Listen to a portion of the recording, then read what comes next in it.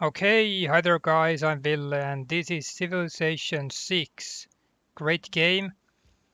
And today we're going to be talking about this how to beat this Gifts of the Nile scenario. This is a DLC scenario and I played through this as Nubia on Prince difficulty, which is the default difficulty, no boost to the computer, no boost to me, and by building the 7 temples.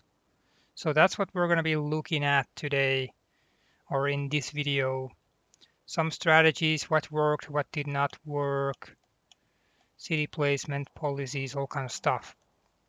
And this is a very fun scenario. It takes place at the Nile River basically, and you can play as Egypt, which is the easier one, or then you can be uh, Nubia, which is the harder one. And you can do a domination victory here, but then, well, that's going to be a lot of warring, and you will have to take care of Alexander too. But I opted out of that because I wanted to do this build 7 temples, and you have 125 turns to do that. So let's take a look at this scenario in more detail. So like it says here that you may not declare war on each other until turn 20, and if you do declare war, then you cannot end the war. So that's just how it goes. If you go for domination, then be prepared, or if you start a war, then be prepared that the war will go on forever. But first, let's take a look at the Nubian Empire.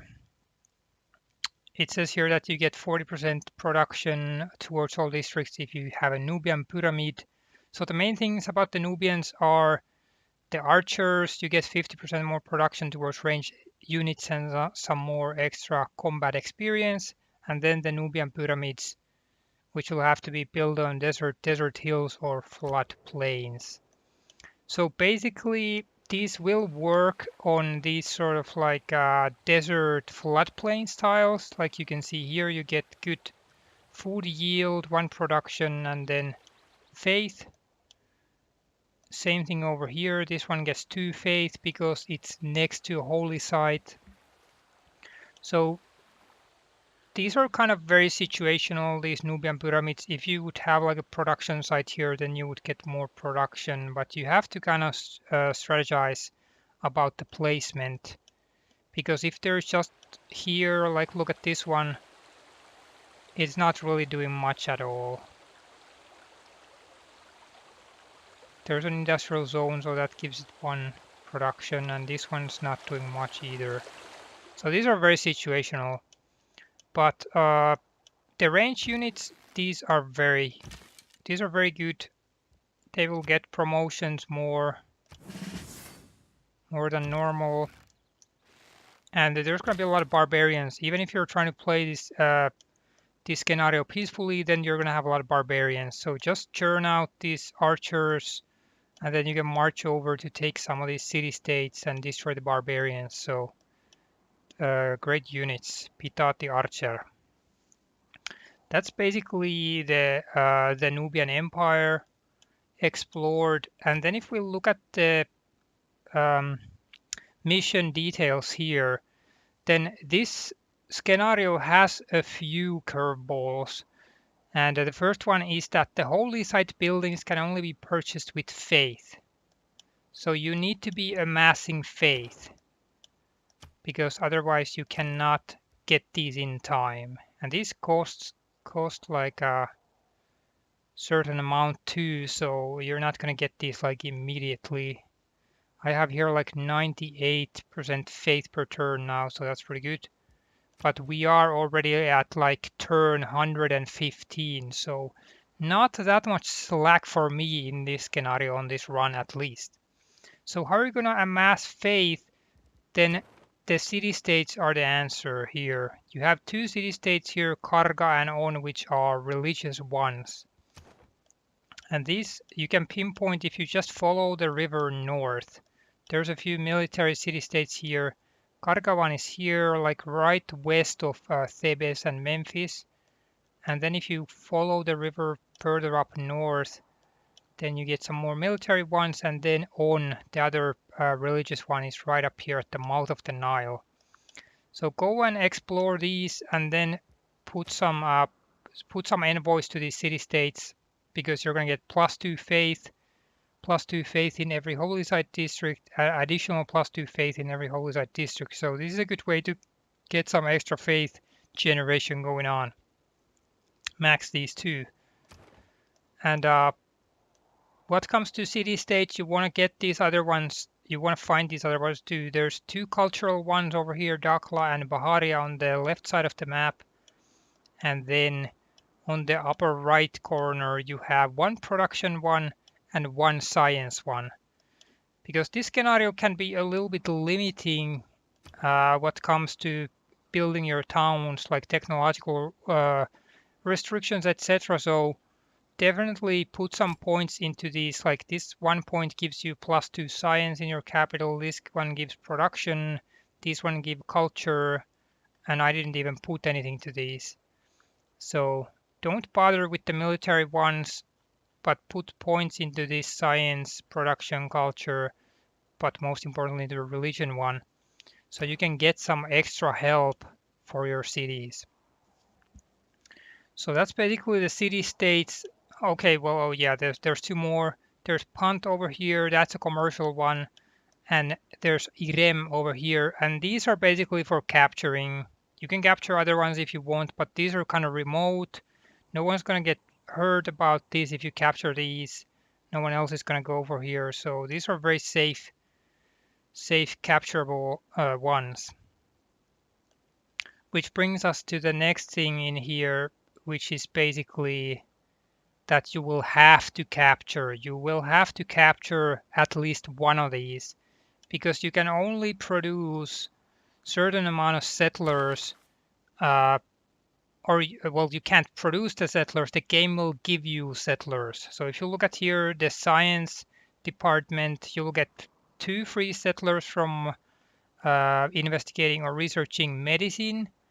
And then if you look at the civic tree, you get 1 settler from royal dynasties, 1 settler from state workforce, and 1 from sepats. So when you got these ones research, the game will give you settlers, but that will make your city total into 6. So in order to get 7 temples, you need to take at least 1 city-state. And this Irem one here is very safe, because it has some like farmable land here. It's a better spot than this one over here, this Punt, I think. But you can take both, like I took here, or you can just take one, and you can take a galley parade straight down here. You can take your archers straight down here very easily. Just clear all the barbarians and take over. And like we can see here, we already have the temple to Amun in this one. So this spot that we're at here is basically 1 purchase away. When I purchase this temple to Amun, then the game will be won in this scenario. Like you can see here, 6 out of 7 done. And Cleopatra doesn't really own Prince difficulty. She's not really that on point, so she's not a threat at all. Just don't start a war with her and you'll be fine. Like you can see, Egypt is doing all sorts of weird stuff up here, so you don't even have to worry about Egypt at all. But that's basically the other twist in here, that the settlers will come from the civics and from the technologies. And you will have downtime in here when you have everything basically explored or everything built in a city. So then you're just going to be pumping out units, so why not make some archers and just go take over these city-states. So that's how you actually get to the victory in this scenario. And speaking of religion, or speaking of science and culture, if we look at the government options here, then you want to be going for the +2 culture in the capital and +1 science for each city adjacent to a water tile. These are the cards you want to be starting with, or at least I was starting with these, because otherwise getting these techs will take for freaking ever. It is super slow, so get this +2 culture and get +1 science, and also take your scout out here to discover these two city states, because these seem to automatically give you one envoy there. Or maybe that's maybe that happened some other way, I'm not sure, but somehow I got one envoys here, and I don't remember putting anyone. So I guess, I don't know, good relations or something. But definitely use these two cards to get some help with the culture and science output in the start. And I picked the Pharaoh one as the government because capital receives +2 boost to all yields, and holy sites give more housing. So I don't see the point to this trade route Kandake one. So Pharaoh it is for me. And the cards that I have here at the end are basically +4 combat strength for all units. Then change your science card to this double science output of all of your cities. Then I have some extra culture from holy site buildings, +1 production in all cities. I always use that one. And then this unit maintenance should probably be thrown away because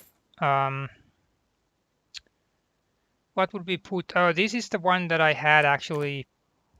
This is the one that I actually had throughout the game. +2 influence points per turn towards earning city-state envoys.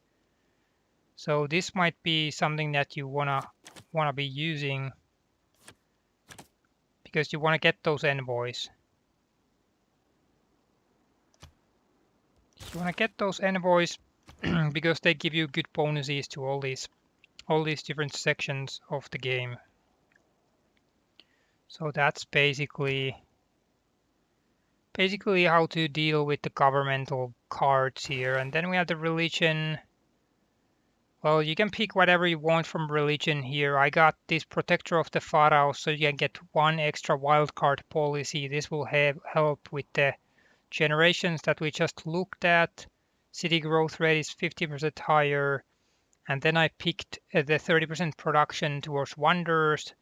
Faith purchase cost reduced by 30%. So these are the ones that I picked, but you can pick whatever you want. And there's one extra one here which gives you like super good yield at the oasis tiles. So if you want to put cities here, then get that, because there's 2 oases right here in these spots. So I don't know how that actually works. Is that a good idea or not? But if you want to put your cities into the oasis screens, then or tiles, then that's a good religious benefit to choose from. But what comes to city placement, as you can see, we have kerma here, which is funny because it means cream in Finnish, and napa means navel. Hey, well, that's another one. Very weird names here. But this is my capital, and you basically have to be building your cities straight along the river here, because I mean, otherwise this is just desert. There's some weird like clusters of gold and iron, silver, copper, diamonds around here. But if you build a city over here, then there's no food, so I don't really see the point. How can these cities even go anywhere? But build up alongside the river here, up or down, whatever you want. And then the 2 oasis spots are right there. But then you just have to be waiting for what's going on. And trade routes, do all the trade routes you can do, because this will amp your production up, this will amp your food up. So this is always a good idea to build production or build trade routes to get more yields. And if you trade with these other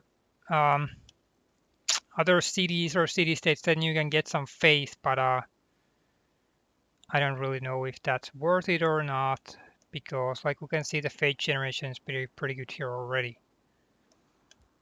But trade routes are definitely useful. You just gotta you just gotta be careful about the barbarians, which will be spawning everywhere. Because when you have longer trade routes like here to the former city-states, then the barbarians will be appearing. So you might want to put combat units alongside these freaking trade routes, and this one especially here. They're coming from all sides, just barbarians everywhere. But that's about it. Those are the major points in this scenario. If you wanna be doing the 7 temples setup here. And what would I do differently here? What I would do differently is I would not put like all the faith points to these immediately, maybe just max one of these, but I would put more points into these production and science and culture ones. So you can speed up your civics and your technological research. But otherwise, this is kind of a very fun, a little bit restrictive, but still fun scenario to do. So those are the main points here. Thanks for watching. If you have any questions or comments or your own strategies, if you have better ideas on how to run this scenario, then do leave comments down below. But that's about it. I didn't really have to be fighting. I was only fighting the barbarians, so you can totally do this peacefully if you want. Just be careful that when your city has tiles on the other side, then the barbarians are going to be rummaging through them. So you need to be defending your lands all the time. Like you can see, there's a barbarian camp over here. But yeah, that was that. Thanks for watching. See you guys again next time. Take care. Bye bye. Bye.